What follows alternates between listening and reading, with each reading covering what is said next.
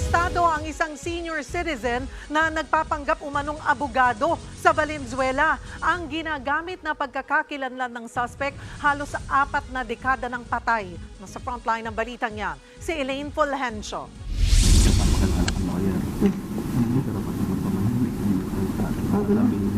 Hindi na nakapalagpa ang senior citizen na nagpapakilala bilang si Attorney Epafrodito Nuliora matapos arestuhin ng National Bureau of Investigation Special Task Force sa loob mismo ng isang korte sa Valenzuela City. Inireklamo siya ng Integrated Bar of the Philippines matapos madiskubreng hindi siya si Attorney Nuliora.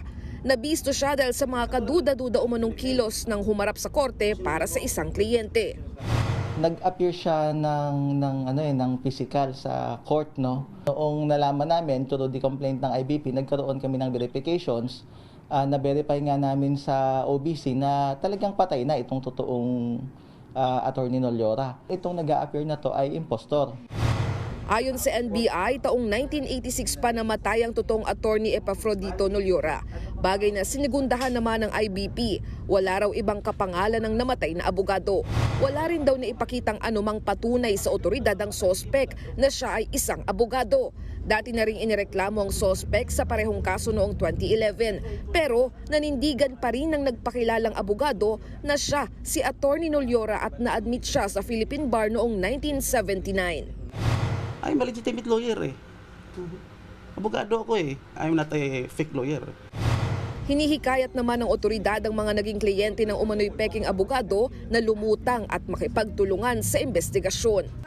Pwedeng mapawalang visa yung mga nirepresent niya. Sa mga naging kliyente niya, siguro seek po ng assistance sa ating PAO siguro or sa IBP rin para humatulungan sila.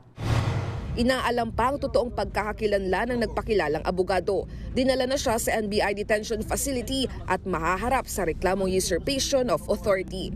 Nagbabalita mula sa Frontline, Elaine Fulgencio, News 5. Mga kapatid, Cheryl Cosim po, huwag maging huli at maging una sa lahat sa balitaan. Para sa tuloy-tuloy na talakayan sa Frontline, mag-follow at mag-subscribe sa social media pages ng News 5.